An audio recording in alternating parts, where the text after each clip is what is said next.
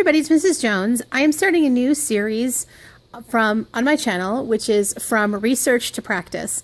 And we're going to be focusing on this series on close reading.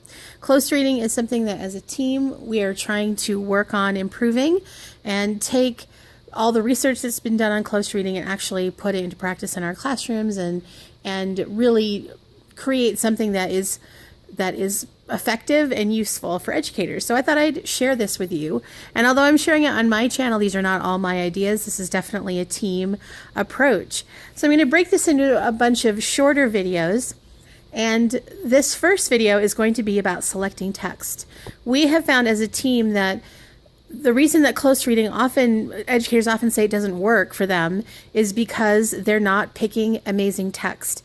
Sometimes you are married to a certain program and you feel like you have to use just those resources, or your principal or your school district says you have to use those resources. And so you feel trapped in that, and you are picking texts that are not interesting to children, and they're not going to be worthy of close reading. You know, after a reading or two, the kids are bored and they just don't want to read it anymore. So this video is just going to be about selecting texts. So of course we're going to start by selecting a text that there is something about the text that there's an entry point for your students. That's going to vary from year to year. We even find it varies from class to class. Two classrooms may use the same close reading material, and one teacher may say, "Oh, it was fabulous," and another classroom, not so much.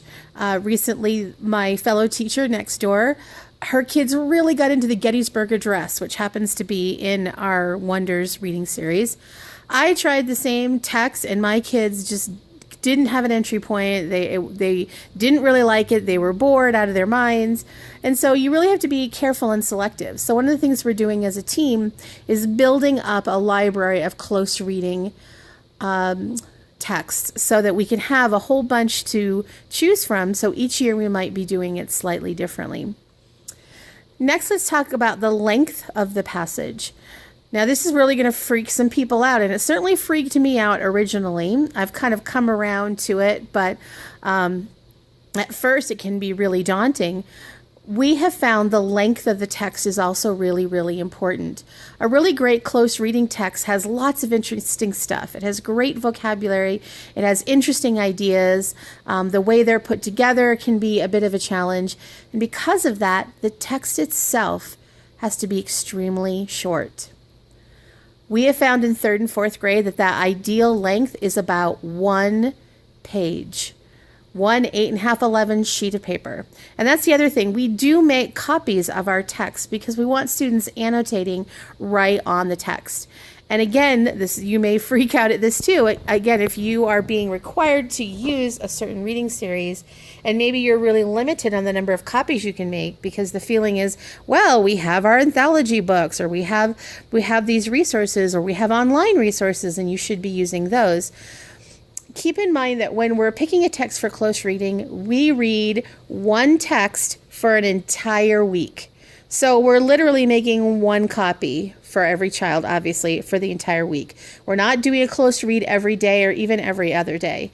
So usually when you talk to principals about that and say it's simply one text a week, they're a little bit better at that. But one page text. Now, where in the world can you find really good one-page text? Well, I just want to show you within one reading series, and this is a common reading series that's used in the elementary grades, where we're finding our text. So one place we're finding our text is read alouds. Each one of our weeks of instruction in this program happens to have a read aloud, and they're all usually pretty good. They're 1 page. If you copy it on an 8.5 by 11 sheet of paper, this will all fit on one piece of paper. We also have a lot of text here in our assessment books. They are generally 2 sides of a piece of paper, but they're easy to just literally cut down. You can cut out a paragraph here or there. We also have something called a practice book, which has lots and lots of text in it. Again, they tend to be 2 pages, but are easy to cut down. And then we have a book of benchmark assessments and one of unit assessments. So these are great places to find great text.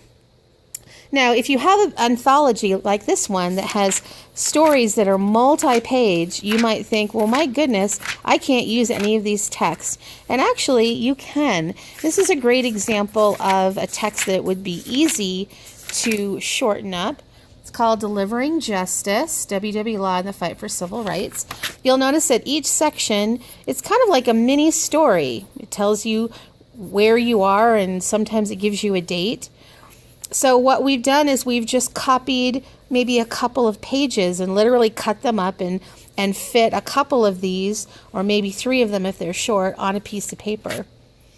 And we've kind of tried to choose ones that sort of go together and make a bit more of a story. And the great thing is, if you have some students, and you probably will, who go, oh, that was the coolest story, I really want to read more. Well, here you go. It's in your anthology. If you want to read the entire story from start to finish and find out what happens to WW Law, go for it. And we do have kids that do that. So there are lots of texts that have a way of doing that.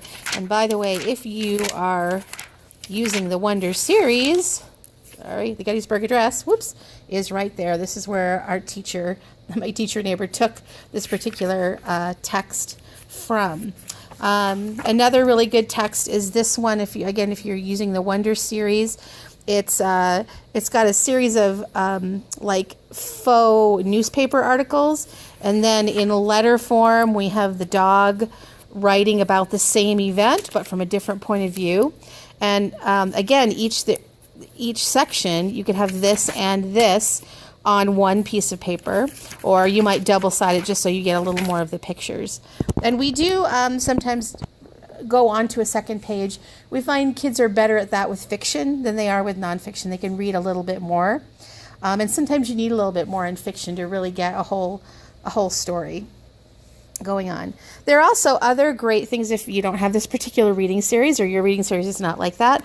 One of my favorite authors is Seymour Simon. He has written 350 science books. So you can find something that relates to your science curriculum. And that's what we do a lot with our close reading. We try to bring in our science and social studies topics. The great thing about Seymour Simon is that, again, these can easily be copied and then pasted together, or a lot of times we just type them out ourselves. And he doesn't have any text features like bold words or chapter headings, but he does definitely have sections when he writes. And again, if you're worried about, oh my gosh, my kids are only reading like these little snippets and they're not really getting anything, one of the things I've done is taken a longer text and broken it up into weekly installments. So, for example, we read the book by Seymour Simon, Wildfires, because we had a wildfire that was fairly close here and impacted the students a bit.